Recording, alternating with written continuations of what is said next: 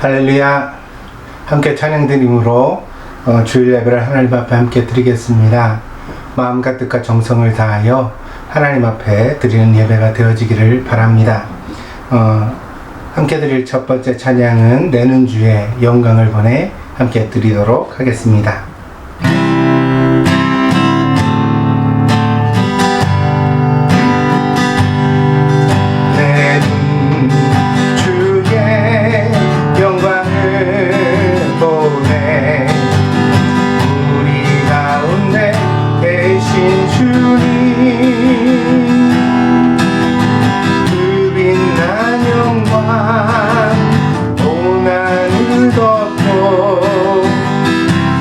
찬송 땅 가득해 내 주의 영광을 보내 찬송 가운데 서신 주님의 얼굴은 온 세상 향하네 권능의 발을 드셨네 주의 영광 이곳에 가득해 우린 손에 주님과 함께 찬양하며 우리는 전진하리 모든 열방 주 볼 때까지 하늘 아버지 우릴 새롭게 하사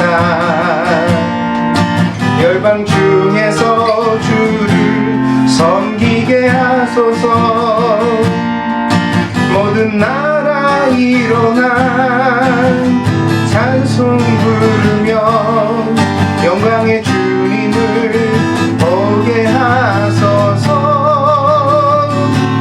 주의 영광 이곳에 가득해 우린 손에 주님과 함께 찬양하며 우리는 전진하리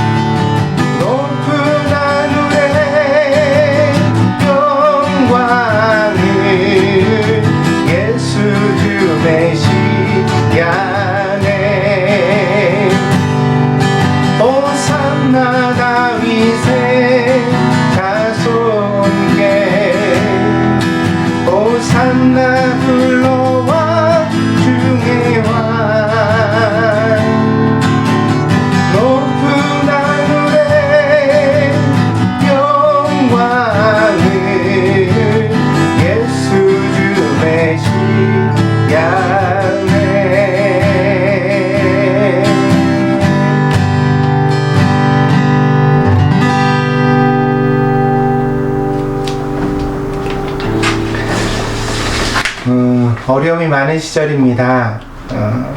우리의 믿음을 지키는 것이 참 쉽지 않은 시대라고 생각을 합니다. 그렇지만 그럴수록 더욱더 하나님의 말씀을 굳게 잡고 또 예배를 사모해서 흔들리지 않는 견고한 믿음을 함께 지켜가기를 바랍니다. 세 번째 찬양 함께 드리겠습니다. 세상 흔들리고.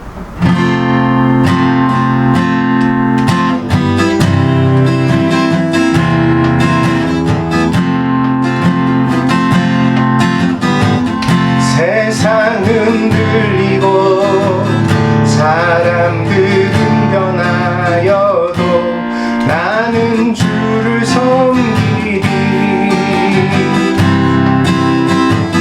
주님의 사랑은 영원히 변하지 않네. 나는 주를 신뢰해.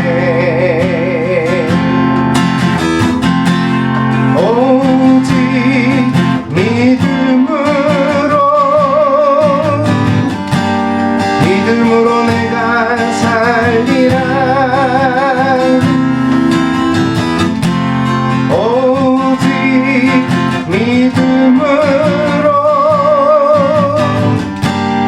믿음으로 내가 살리라. 믿음은 들리고 사람들 주를 떠나도 나는 주를 섬기리. 주님의 나라는 영원히 쇠하지 않네. 나는 주를 신뢰해.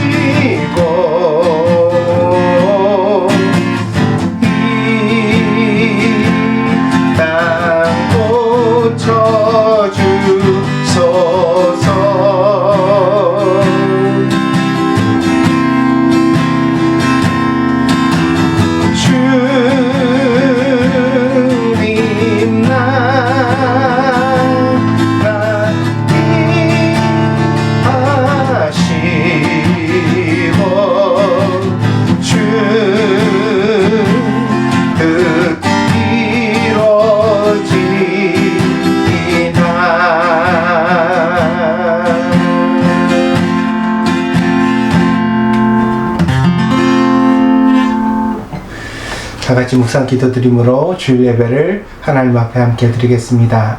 다 같이 묵상으로 기도하시겠습니다.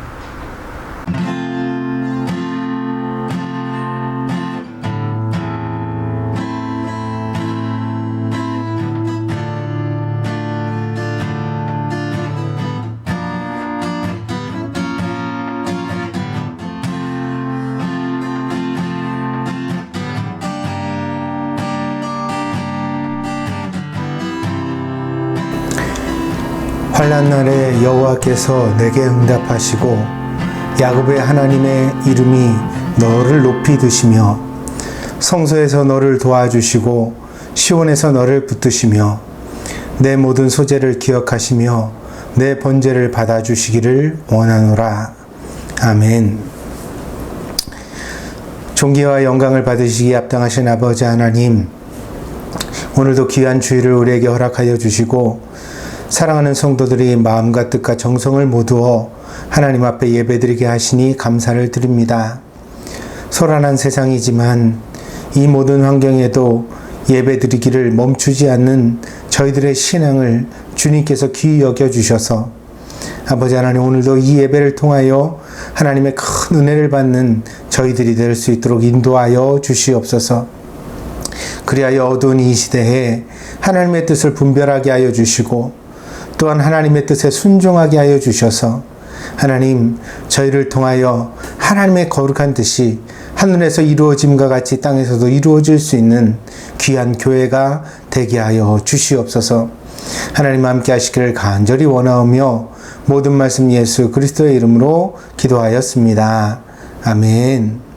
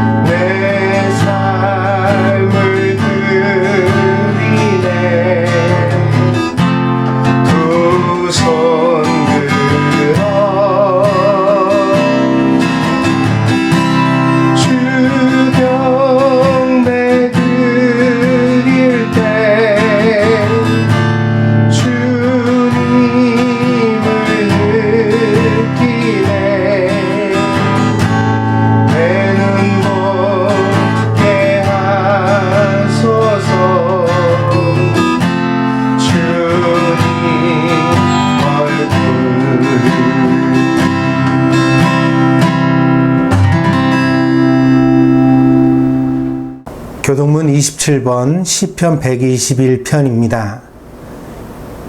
함께 교독하겠습니다. 내가 산을 향하여 눈을 들리라. 나의 도움이 어디서 올꼬? 나의 도움이 천지를 지으신 여호와에게서로다. 여호와께서 너로 실족지 않게 하시며 너를 지키시는 자가 졸지 아니하시리로다. 이스라엘을 지키시는 자는 졸지도 아니하고 주무시지도 아니하시리로다. 여호와는 너를 지키시는 자라. 여호와께서 내 우편에서 내 그늘이 되시나니 낮에 해가 너를 상치 아니하며 밤의 달도 너를 해치 아니하리로다. 여호와께서 너를 지켜 모든 환난을 면케 하시며 또 내 영혼을 지키시리로다. 여호와께서 너의 출입을 지금부터 영원까지 지키시리로다. 아멘. 오늘 우리의 보호자가 되시는 하나님을 시편 기자는 찬양하고 있습니다. 나의 도움이 어디서 올까? 도움을 구하는 사람들이 참 많은 시대입니다. 그러나 우리를 도우실 수 있는 가장 확실한 분은 바로 우리 신앙의 주체가 되어지시는 하나님이시라는 사실을 우리가 늘 잊지 않고 의지하여 가기를 원합니다. 하나님께서 여러분을 졸지도 아니하시고 주무시지도 아니하시고 늘 지켜주시기를 바랍니다. 이 시간에 다 함께 사도신경으로 신앙 고백 하나님 앞에 드리도록 하겠습니다. 함께 합니다. 我ら天地の作り主、全能の父なる神を信じ、我はその一人子、我らの主イエス・キリストを信じ、主は聖霊により身ごもられ、乙女マリアより生まれ、ポンテオピラトのもとに苦しみを受け、十字架につけられ、死にて生まれ、世に下り、三日目に死のうちより復活し、天に昇りて全能の父なる神の右に座したまを、賢い左手、聞いて者と死になる者と裁きたま。我は聖霊を信ず、聖なることの教会、聖との交わり、罪の許し、体の復活、永遠の生命を信ず。アメン。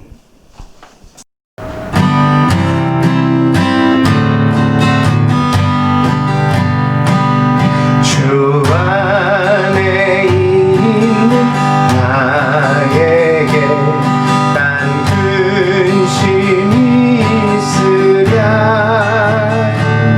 십자가 밑에 나아가 내 짐을 풀었네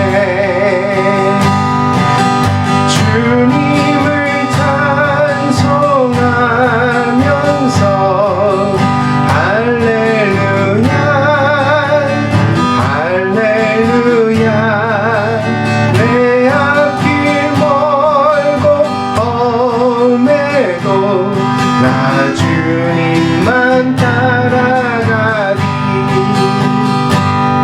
그 두려움이 변하여 내 기도 되었고 전날의 한숨 변하여 내 노래 되었네 주님을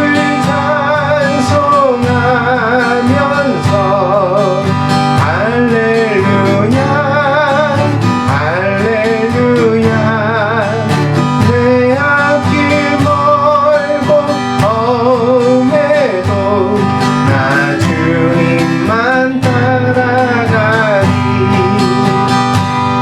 내 주는 자비 하셔서 늘 함께 계시고 내 궁핍함을 아시고 늘 채워주시네 주님을 찬송하면서 할렐루야 할렐루야 내 앞길 멀고 험해도 나 주님만 따라가리 내 주와 맺은 언약을 영불변하시니 그 나라 가기까지는 늘 보호하시네 주님을 찬송하면서 할렐루야 할렐루야 내 앞길 멀고 험해도 나 주님만 따라가리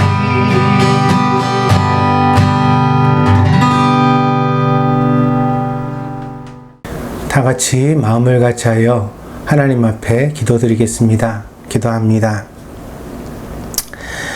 이 시간 간절한 마음으로 주님의 자비를 구합니다. 보잘것없는 저희를 위하여 기꺼이 자신을 내어주신 주님께서 저희가 드리는 이 예배에 함께하여 주시고 은혜 주시기를 원합니다. 주님, 우리가 살아가는 세상이 슬픔으로 가득 차 있습니다. 사람들은 전염병으로 죽어가고 나라와 나라의 국경이 막혀 부모 형제를 오랫동안 만나지 못하고 있습니다. 아이들은 마음껏 뛰어놀지도 못하고 학교를 가는 것조차 공포를 느끼는 요즘입니다. 지금 당하는 고통보다 더 큰 어려움은 우리가 이 고통을 언제 끝내고 다시 자유와 평화를 찾을 수 있을지 지금으로서는 그저 막막하다는 것입니다. 빛이 없을 때 빛이 되어주시고 희망이 없을 때 희망이 되어주시는 주님.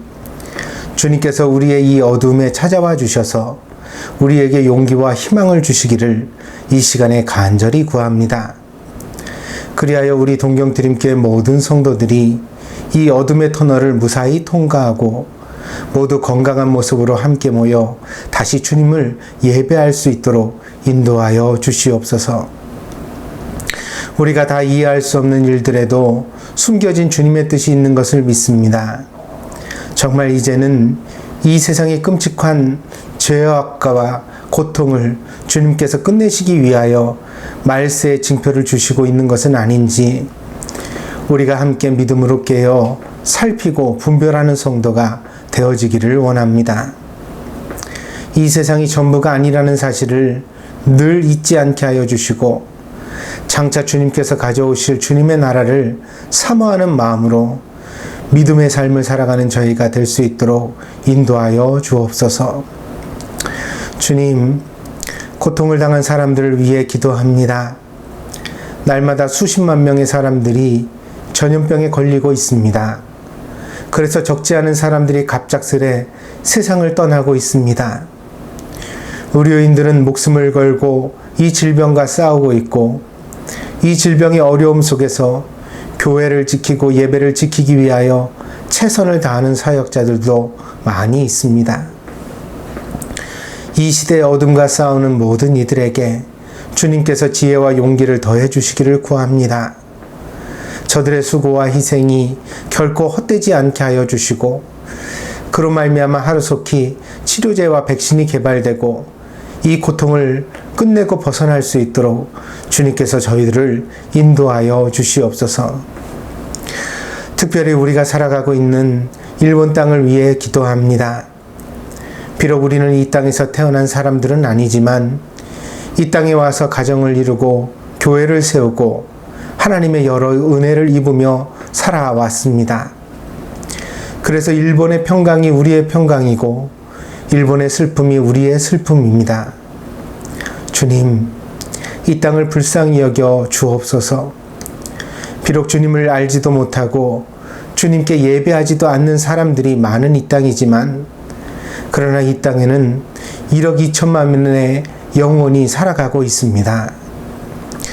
소돔과 고모라에게도 롯의 가족을 불쌍히 여겨 주셨던 주님, 니느웨를 심판하시기 전에 먼저 요나 선지자를 보내어 기회를 주셨던 주님, 일본과 우리가 살아가는 이 동경을 불쌍히 여기셔서 주님께서 다시 한번 회복의 기회를 주시기를 간절히 구합니다. 그리하여 이 땅에서 재앙이 물러가고 복음이 전파되어 골짜기마다 들판마다 교회가 세워지는 부흥이 일어나게 하여 주옵소서. 특별히 먼저 부름을 받은 우리들이 막중한 사명감과 책임감을 가지고 이 땅을 위해 중보하며 기도할 수 있도록 도와주시기를 구합니다. 기도하는 것에 게으른 자가 되지 않게 하여 주시고 진심으로 나의 신앙과 나의 가정을 위해 그리고 교회를 위해 주님께서 우리를 세우신 바로 이 일본 땅을 위해 열심을 내어 기도하는 기도의 용사가 될 수 있도록 우리를 이끌어 주옵소서. 오늘도 마음을 같이하여 하나님 앞에 예배를 드립니다. 비록 우리가 몸으로는 각자의 처소에 다 떨어져 예배를 드리지만 마음은 한 마음으로 모아지게 하여 주시고 결코 예배에 대하여 소홀함이 없이 최선을 다하는 예배를 드릴 수 있는 그런 진실한 예배자가 되게 하여 주시옵소서. 전해지는 말씀 속에 은혜를 주시고 하나님의 말씀을 잘 듣고 마음에 새기게 하여 주시고 늘 그 말씀의 능력에 묶여 살아가는 저희들이 되게 하여 주시옵소서. 그리하여 우리의 생각과 언어가 방자하거나 무례하게 되지 않게 하여 주시고 주님의 통치 아래에서 순종하는 생각과 언어를 가질 수 있도록 인도하여 주옵소서. 주님, 어려운 시절이기에 더욱 진리의 빛이 필요합니다. 다른 곳에서 그 진리를 찾지 않고 바로 하나님의 말씀이 꽃피고 열매 맺는 내 마음속에서 하나님의 진리를 찾고 그 진리의 빛을 높이 드는 저희들이 될 수 있도록 인도하여 주옵소서. 이 예배를 함께 드리는 모든 이들에게 강건함과 평강을 더하여 주시기를 구합니다. 주님이 없이는 우리는 아무것도 아닙니다. 그러나 주님이 우리와 함께 하시면 우리는 어떤 어려움도 이겨낼 수 있고 어떤 상황에서도 예배할 수 있습니다.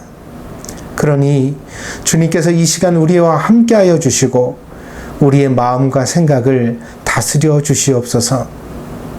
간절히 원하오며 모든 말씀 우리를 십자가의 보혈로 구속하신 예수 그리스도의 이름으로 기도하였습니다.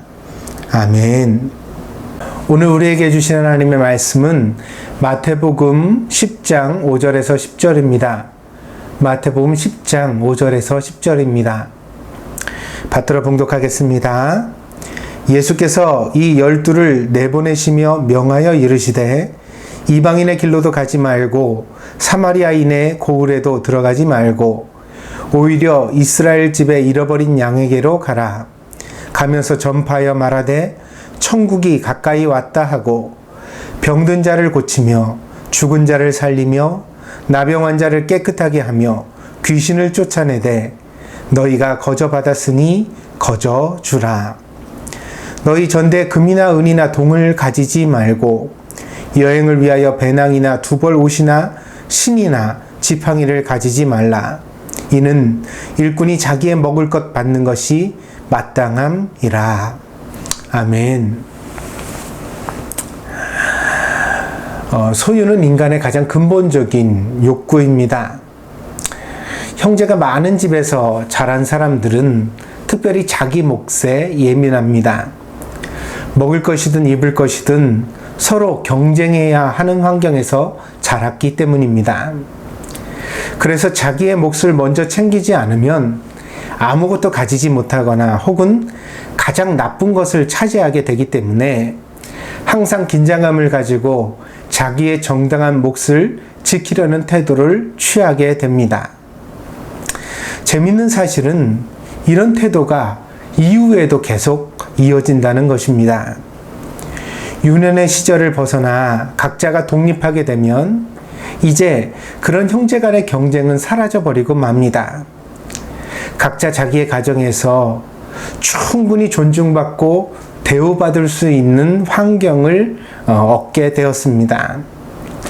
그렇게 생활을 하지만 여전히 그럼에도 불구하고 자기 몫을 먼저 챙기고 좋은 것을 가지려는 태도가 잘 바뀌지 않습니다. 아무리 넉넉한 환경을 살아가게 되더라도 사람이 진심으로 노력하지 않으면 남을 배려하고 양보하는 태도를 그냥 가지게 되는 경우가 거의 없습니다. 우리는 이러한 사람의 본성에 대하여 이해해야 합니다.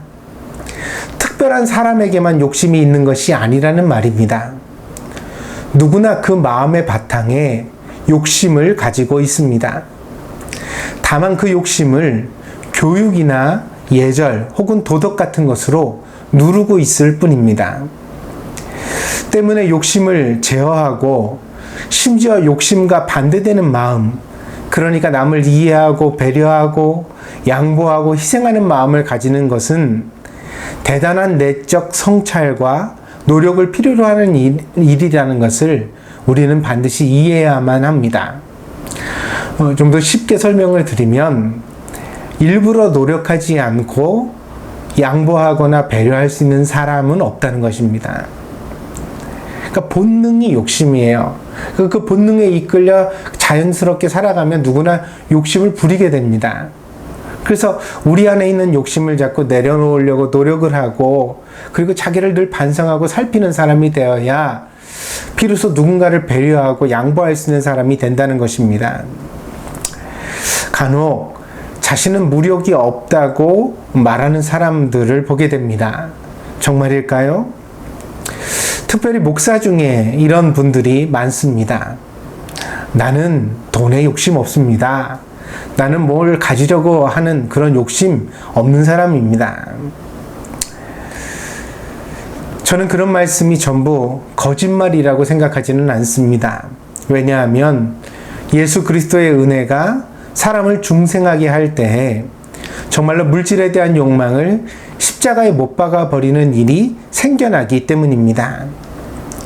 그러나 이런 하나님의 은혜를 경험하고 그 은혜 속에 계속 살아가는 사람은 희귀한 것도 사실입니다.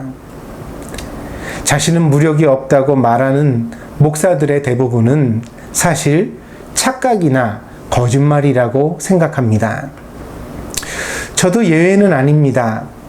저의 식구들은 제가 무력이 별로 없는 사람이라고 말해주지만 실상 저는 제 안에 있는 욕심을 늘 경계하고 그 욕심을 포기하고 내려놓게 해달라고 많이 기도하고 있습니다. 오늘 마태복음 10장은 파송설교라는 제목으로 불려집니다. 예수님께서 12명의 제자를 선택하셨습니다.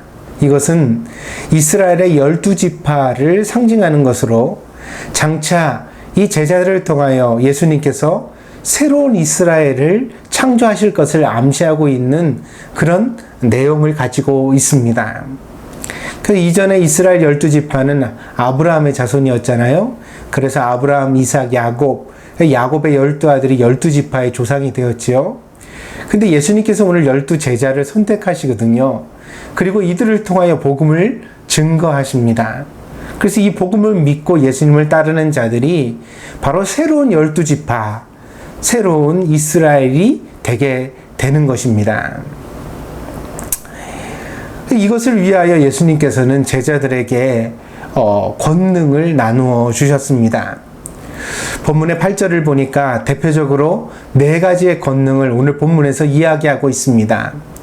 병든 자를 고치며 죽은 자를 살리며 나병한 자를 깨끗하게 하며 귀신을 쫓아내는 그런 권능을 예수님께서 제자들에게 주셨다고 말씀하고 있습니다. 예수님의 12제자를 우리는 사도라고 부릅니다. 그래서 우리가 사도신경이라고 암송하는 신앙 고백은 바로 사도들의 신앙을 압축하여 계승하는 의미를 지니고 있습니다. 그래서 예수님의 12제자인 12사도가 우리에게 전승하여 준 신앙의 그 요체, 핵심을 우리가 신앙 고백으로 고백하면서 예수님을 믿는 믿음을 고백하게 되어지는 것입니다. 그러나 오늘 본문에서 예수님께서 주신 권능은 12사도에게만 한정된 것은 아닙니다. 왜 그렇습니까? 실제로 오늘날에도 복음을 전하는 자들에게, 그러니까 복음의 사역자들에게 오늘 본문에 나오는 것과 똑같은 권능이 일어나고 있기 때문입니다.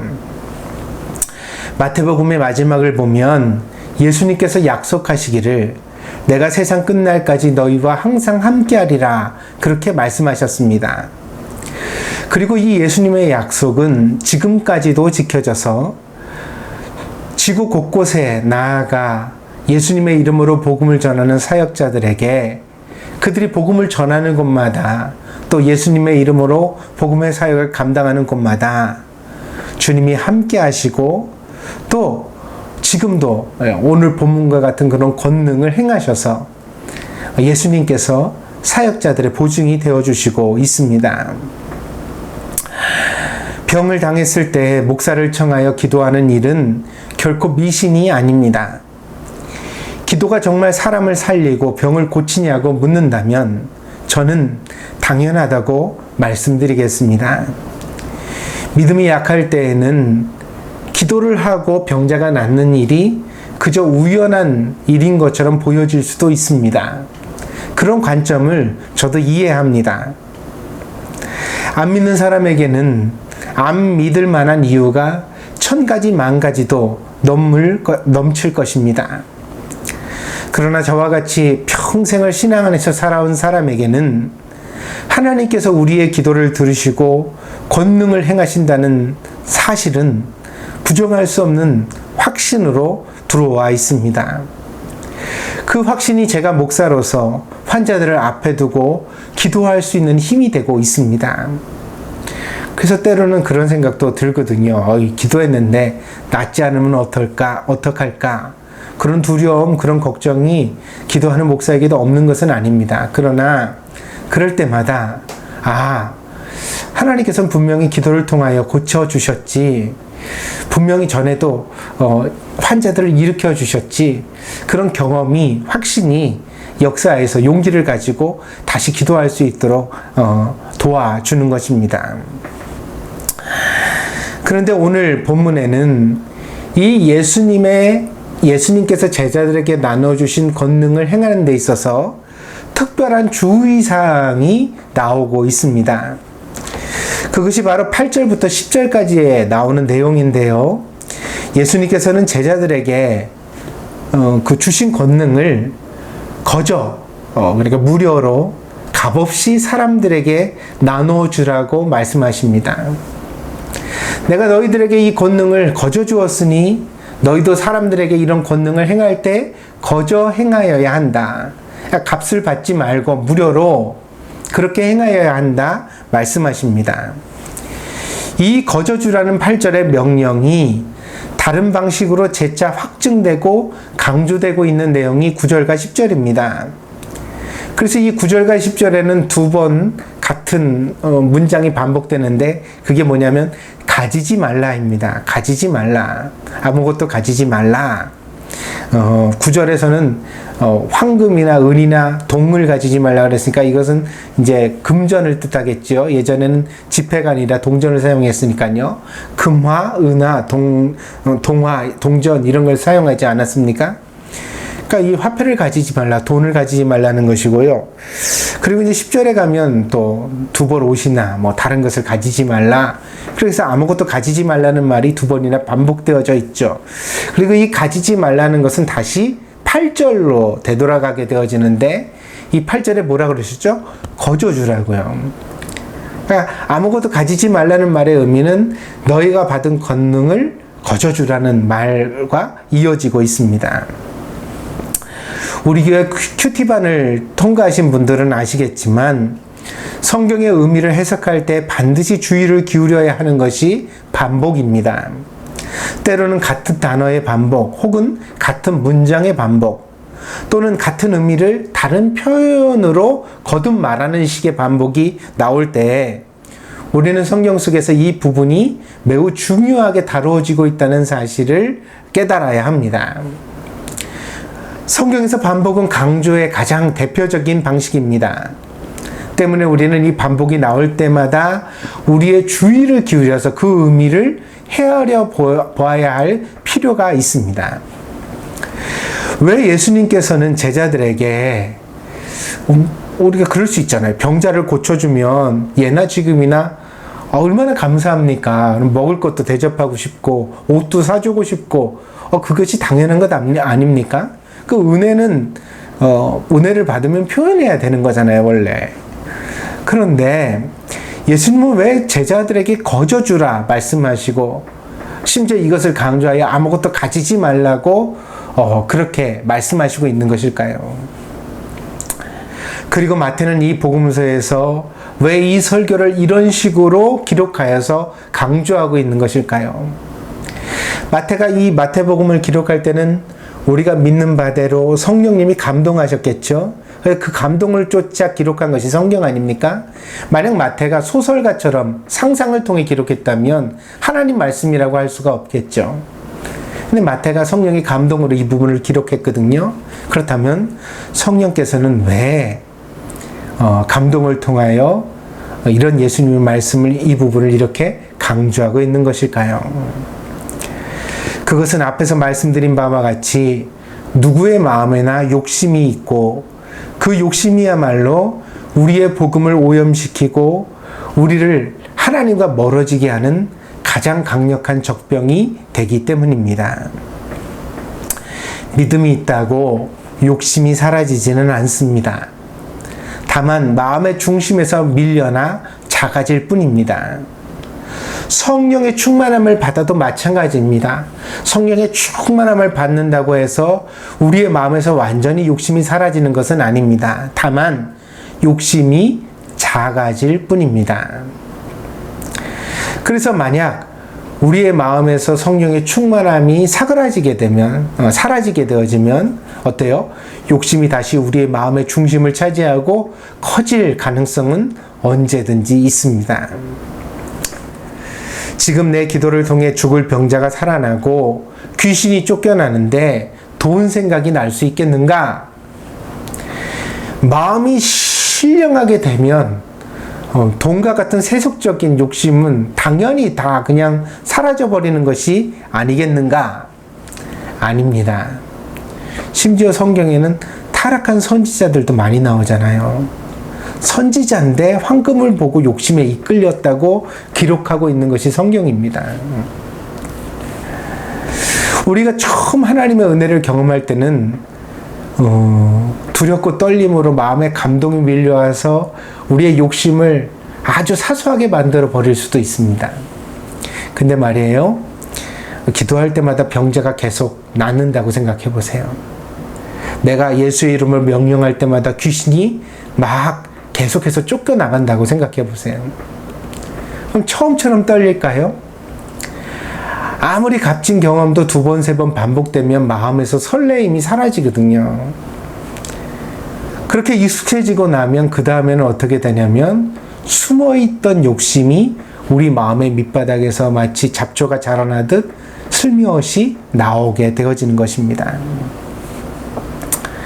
그래서 예수님은 제자들에게 신령한 권능을 주시면서도 그 마음의 욕심을 경계하도록 본문과 같은 교훈을 주셨던 것입니다.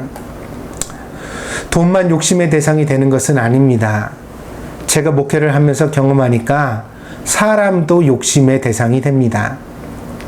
다시 말씀을 드려서 내가 헌신적으로 목회를 할수록 나를 통해 많은 사람들이 은혜를 받을수록 목사에게는 교인들을 독점하려는 욕심이 생겨납니다. 그래서 사람들이 나를 높여보면 좋겠고요. 내 말을 잘 들어주면 좋겠다는 마음이 목사의 마음 속에 들어오게 되어집니다. 그러다 보면 어떤 일이 생기냐면요. 내 설교보다 다른 목사님의 설교를 듣고 은혜를 받았다고 하면 질투가 나고요. 이게 틀린 생각이죠. 은혜는 하나님이 주시는 건데 내가 전한 설교를 통하여 은혜를 받든 다른 목사님의 설교를 통하여 은혜를 받든 그 은혜의 주체는 누구예요? 내가 주는 거예요? 아니죠. 하나님이 주시는 것이어야 합니다. 근데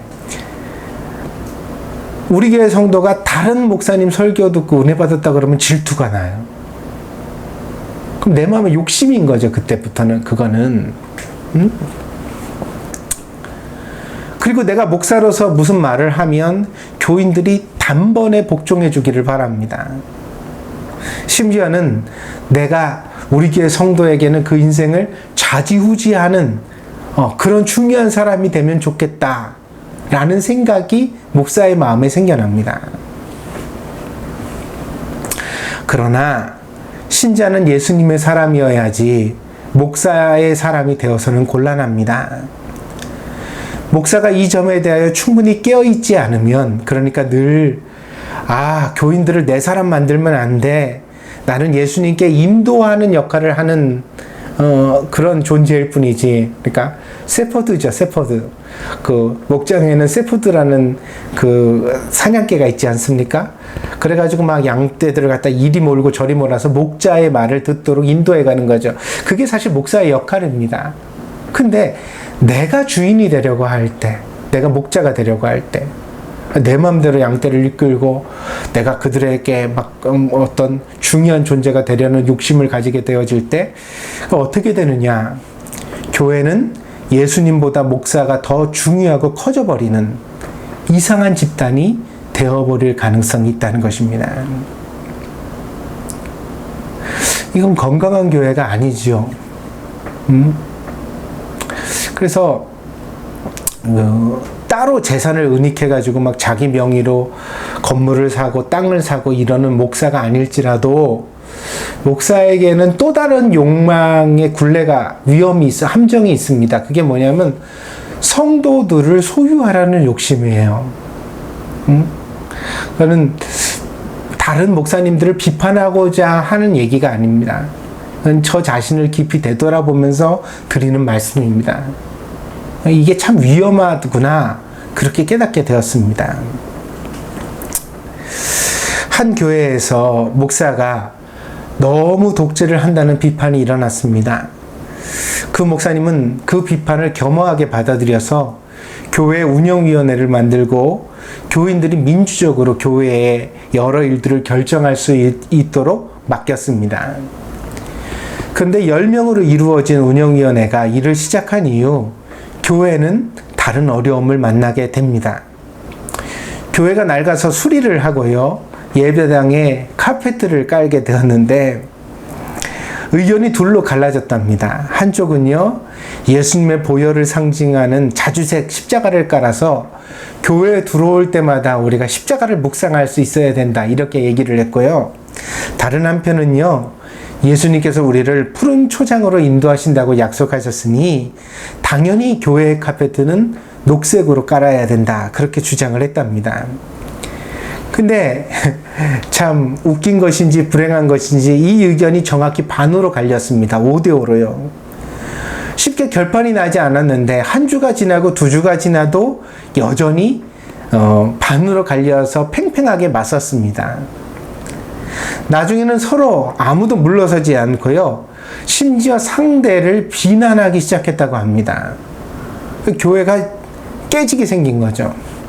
결국 3개월이 지난 이후에 목사님이 나서서 목사님이 독재를 한다고 해서 뒤로 물러나고 맡겼었는데 목사님이 나서서 결국 그 결정을 보고 그리고 이 일에 대하여 어떻게 해결을 보게 되었다고, 그런 이야기를 들었습니다. 교회에서 카페트를 고르면서 예수님의 보혈도 나오고 푸른 초장도 나오니까 참 듣기 좋죠. 되게 신앙이 있어 보입니다. 그러나 결국 아무도 양보하지 않았잖아요. 이게 무슨 얘기죠? 그들에게 예수님의 보혈이 있을까요? 그들에게 정말 푸른 초장이 있었던 것일까요? 그러면 어떻게 이렇게 팽팽히 맞서고 3개월이 지난 다음에는 서로 상대를 비난하는 상태까지 이룰 수 있을까요?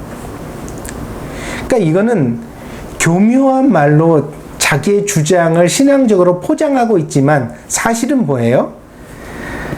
각자 취향이 다른 거죠. 자기가 원하는 색을 고집부린 것 뿐입니다. 한 무리는 자주색을 좋아한 거고요, 한 무리는 녹색을 좋아한 거죠. 그걸 포장하기 위해서 십자가도 끌어내고 푸른 초장도 끌어낸 것 뿐입니다. 그래서 목회가 어려운 것입니다.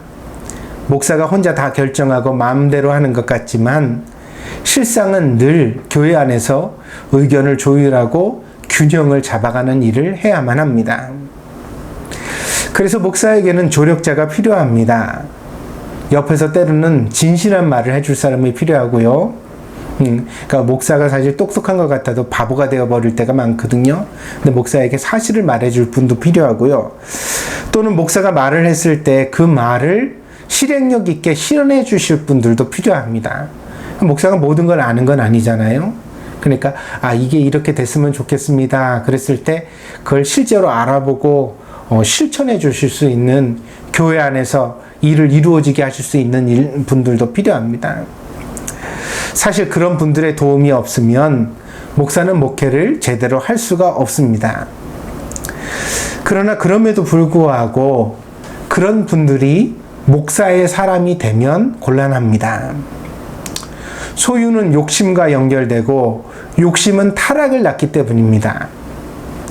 복음을 전하는 사람이 돈이든 의복이든 집이든 차든 심지어 사람까지라도 소유하는 재미를 맛보고 길들여지는 순간, 그러니까 이거는 내 거야, 내가 가지게 됐다, 나의 것이야, 이렇게 욕심을 부리는 그 순간 어떻게 되어지냐면 이제 욕심이 마음의 운전대를 잡는 거죠.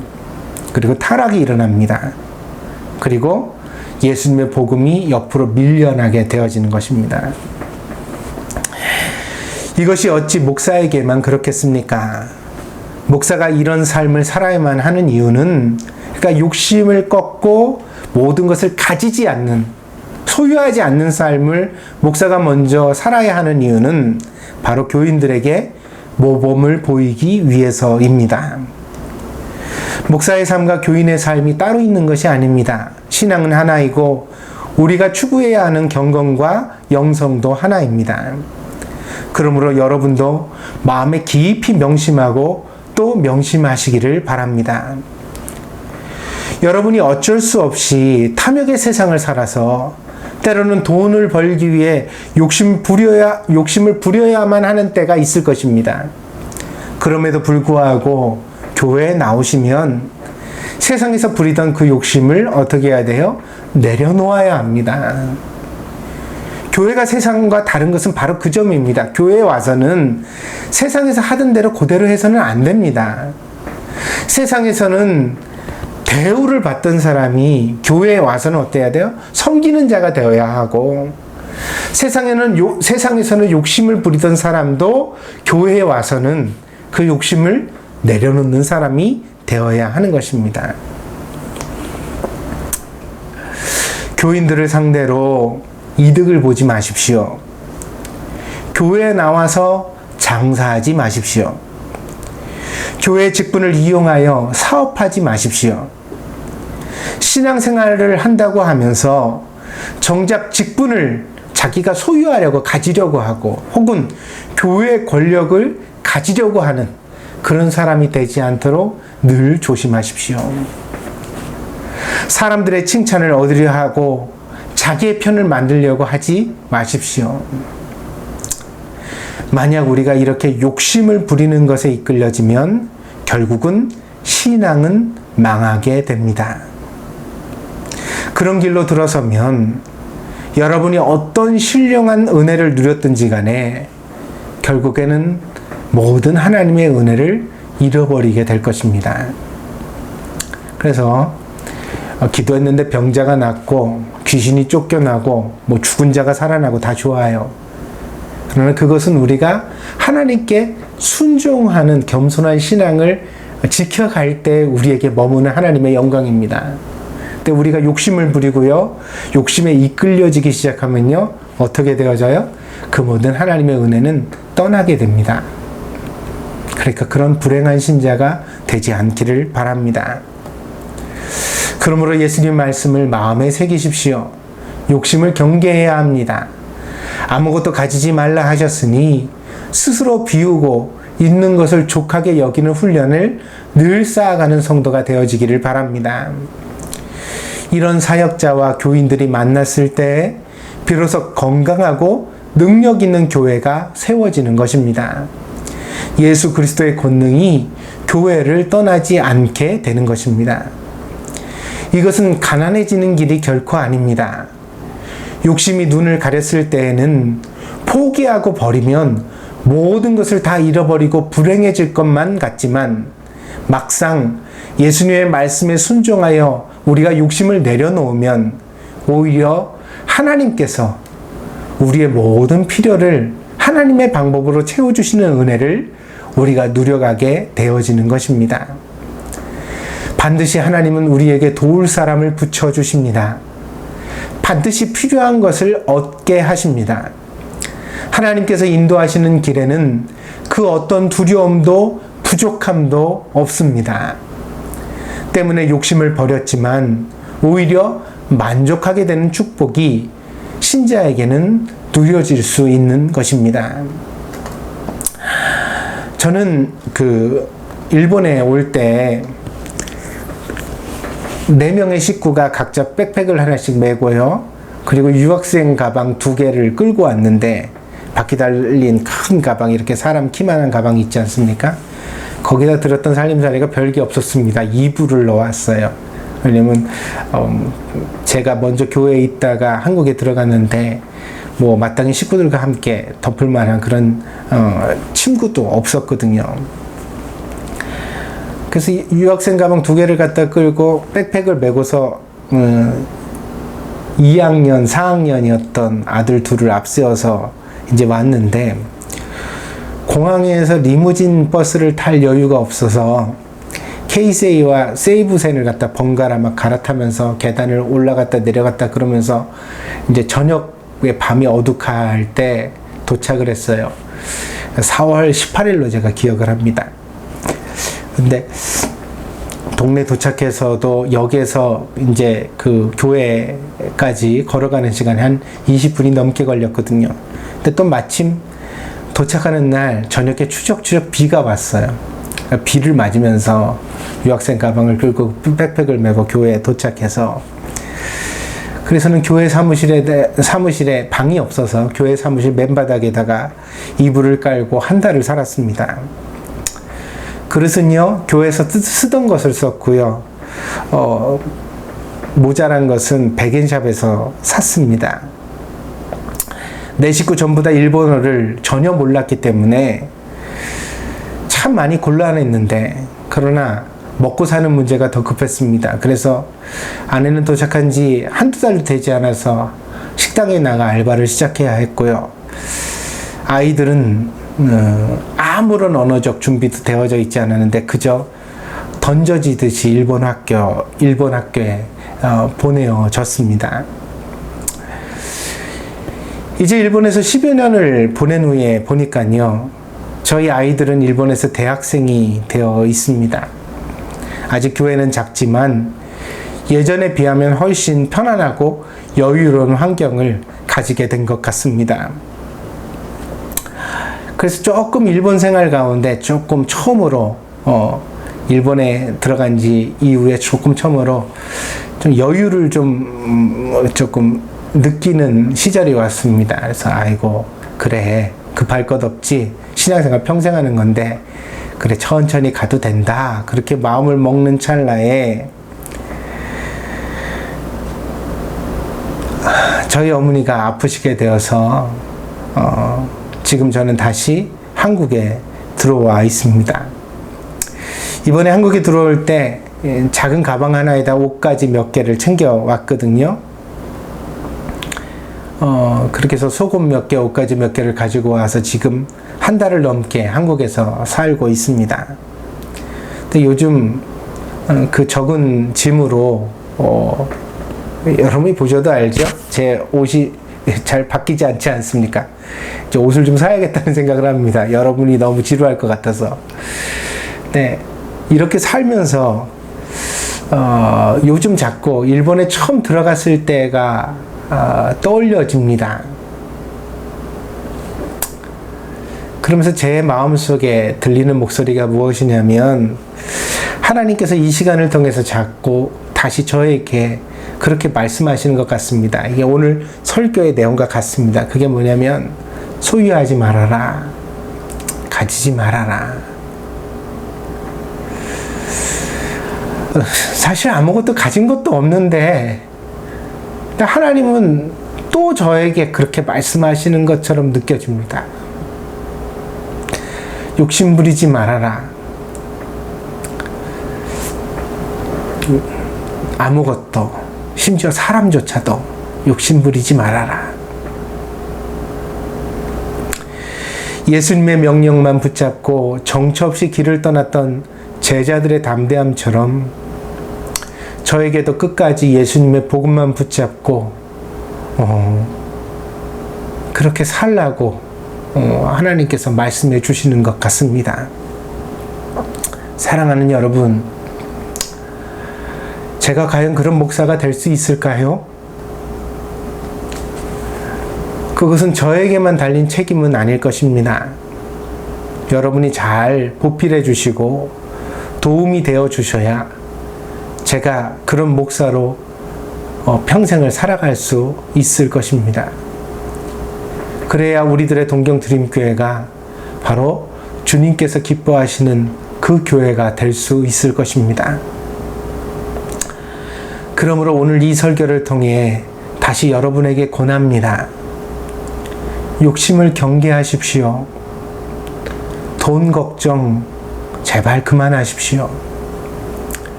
여러분의 신앙을 지키고 양심을 지키면 하나님께서 여러분을 책임져 주시고 살게 해주신다는 사실을 제발 믿으십시오. 그 길이 호화롭고 화려한 성공이라고 말하지는 못하겠습니다. 그러나 저는 압니다. 하나님은 여러분을 절대로 초라하게 만드시지 않을 것입니다. 그러므로 그 주님을 신뢰하고 여러분의 삶을 담대하게 살아갈 수 있는 성도들이 되어지기를 바랍니다. 성공하게 해달라는 기도보다 언제나 내 마음의 욕심을 내려놓게 해달라는 기도를 앞세우는 성도가 되시기를 바랍니다. 그러면 여러분의 인생에 하나님의 영광이 나타날 것입니다. 이 말씀을 마음에 새겨 이번 일주일 동안에도 하나님의 은혜 가운데 살아가는 복된 성도들이 되어 주시기를 바랍니다. 기도하겠습니다.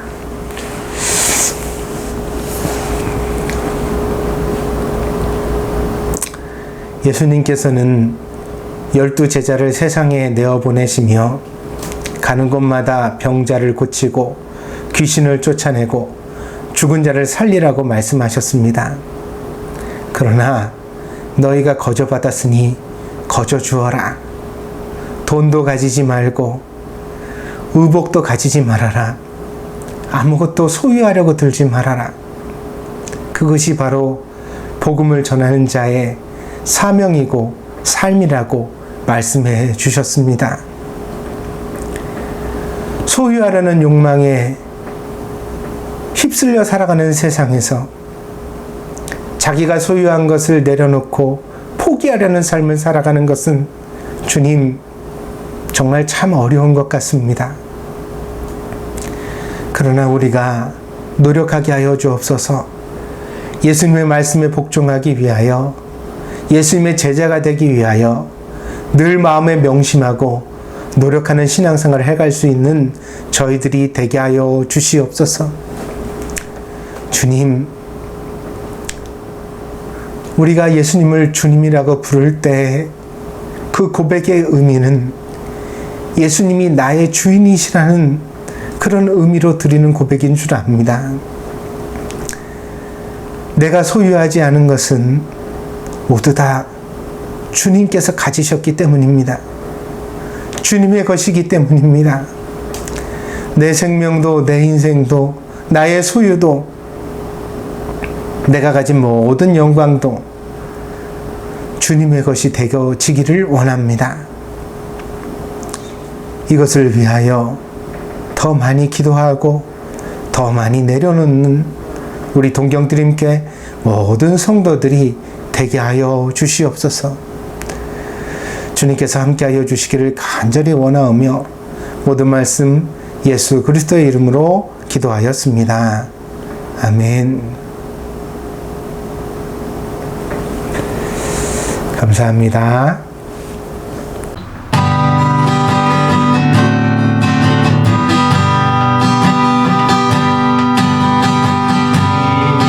이곳에 생명샘 솟아나 눈물 골짝 지나갈 때에 머무잖아 열매 맺히고 웃음소리 넘쳐나리라. 꽃들도 구름도 바람도 넓은 바다도 찬양하라 찬양하라 예수를. 하늘을 울리며 노래해 나의 영혼아. 은혜의 주 은혜의 주 은혜의 주.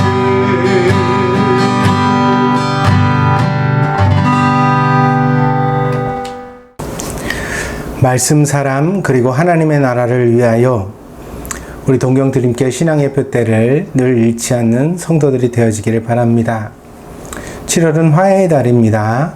깨어진 관계 회복을 위하여 함께 기도해 주시기를 바랍니다.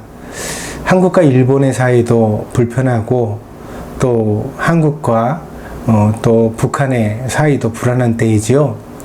또 세계적으로는 미국과 중국이 서로 대립하여서 참 많은 갈등을 낳고 있는 요즘입니다.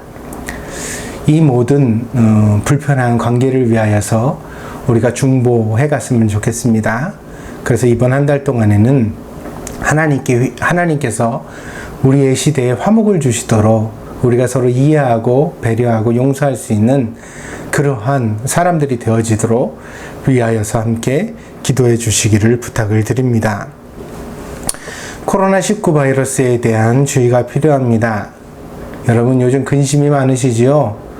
동경에서 특별히 확진자가 많이 나오고 있어서 여러분들도 참 불안하실 것 같고 또 멀리 와 있지만 목사도 참 마음에 그 근심이 많습니다. 어떻게 합니까? 상황이 이런데 우리가 같이 기도하는 수밖에 없겠습니다. 그래서 다시 한번 우리가 마음을 같이 하여서 빨리 이 모든 질병이 무사히 지나갈 수 있도록 함께 기도해 주시기를 당부를 드립니다. 그와 함께 우리 아이들에게 또 우리 자신도 게을러지지 않도록 다시 한번 주의를 환기했으면 합니다. 마스크 잘 사용하는 것, 그 다음에 손 씻기, 그리고 사회적 거리두기 2m 이상 거리를 두면 야외에서는 전염의 위험성이 거의 없다고 합니다. 그러니까요, 우리가 항상 이런 방역의 원칙들을 잘 준수해 갈 수 있도록 노력해 주시기를 당부를 드립니다. 빨리 이 모든 것이 좀 끝났으면 좋겠는데 점점 상황이 어려워지고 있어서 참 걱정입니다. 특별히 일본 상황이 참 만만치 않은데 여러분들 많이 기도해 주시기를 부탁을 드립니다. 예배 특성과 대표 기도에 참여해 주십시오. 다음 주부터는 이 대표 기도가 들어가게 되어집니다. 제가 따로 안내를 드리겠지만 담당자가 되시는 분들은 대표 기도를 녹화해 주셔서 목사에게 보내어 주셔서 그래서 예배 영상에 담을 수 있도록 함께 협조해 주시기를 부탁을 드립니다. 그리고 특송 가정별로 연습하셔서 좀 참여해 주십시오. 교회 예배가 살아있어야 하는데 살아있는 예배는 목사 혼자만의 노력으로 되는 것이 아닙니다. 여러분의 정성과 여러분의 마음이 담겨질 때 우리의 예배에도 부흥이 있게 될 줄 믿습니다. 성경 암송 챌린지가 계속 진행 중에 있습니다. 시편 7편을 모두 암송하는 것입니다. 여러분들 어렵더라도 끝까지 참여하셔서 유종의 미를 거둘 수 있도록 함께 노력해 주시기를 바랍니다. 영상으로 담아 보니까요, 암송이 그렇게 쉽지는 않은 것 같습니다. 그렇지만 여러분들 여기 참여해서 하나님 말씀 마음에 담는 것에 의미가 있으니까 여러분들 꼭 함께 참여해 주시기를 당부를 드립니다. 그리고 또 우리 교회 성도들 위하여 기도해 주십시오. 우리 투병 중인 이명희 권사님 위해서 기도해 부탁드리고요. 또 유미라 자매 출산을 위해서도 기도해 주시기를 바랍니다. 뿐만 아니라 교회 성도들 하나하나 위하여서 날마다 정성껏 기도하는 성도들이 되었으면 좋겠습니다. 그런 기도가 모여서 우리 교회가 건강한 교회가 되게 될 줄 믿습니다. 다른 광고 없으시면 다 같이 그 모든 상황 속에서 찬양 드리고 그리고 축도로 예배를 폐하도록 하겠습니다.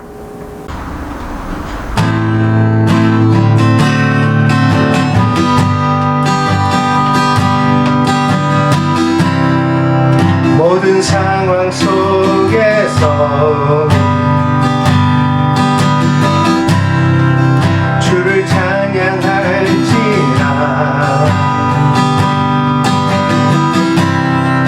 주는 너의 근산길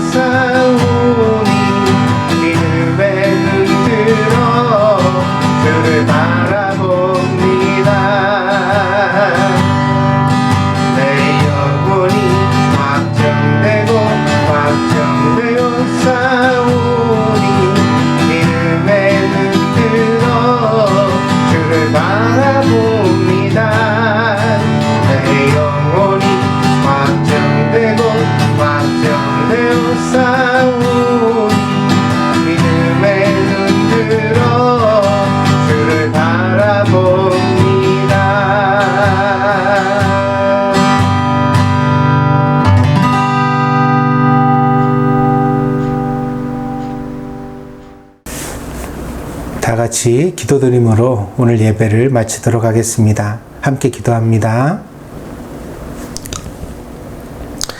존귀와 영광을 받으시기에 합당하신 주님, 오늘도 주님 앞에 최선의 예배를 드린 사랑하는 성도들을 주님께서 이 시간 두 손 들어 축복해 주시기를 원합니다. 저들의 삶에 부족함이 없게 하여 주시고, 저들의 마음에 그리스도의 평강이 임하게 하여 주시고, 저들이 하는 모든 일에 보람의 열매가 거쳐지게 하여 주시고, 저들의 가정 속에는 화목과 평강이 있을 수 있도록 하나님 축복하여 주시옵소서. 그러므로 저들이 가는 곳마다 하나님의 나라가 전파되게 하여 주시고, 저들이 하는 모든 일에 하나님의 영광이 나타나게 하여 주시옵소서. 특별히 어려운 이 시절에 하나님께서 모든 질병을 막아주시고 눈동자와 같이 사랑하는 성도들을 지켜주시기를 원하나이다. 악한 자가 만지지도 못하도록 하나님께서 저들과 늘 동행하시고 함께하여 주시옵소서. 지금은 우리 주 예수 그리스도의 풍성하신 은혜와 아버지 하나님의 극진하신 사랑하심과 성령의 감화 감동 내재 충만하신 역사가 오늘 동경드림교회에서 함께 예배드리는 사랑하는 성도들 머리 위에, 저들의 가정과 직장과 학업 위에, 저들의 모든 삶의 자리 위에 지금으로부터 영원히 함께 계실지어다. 아멘.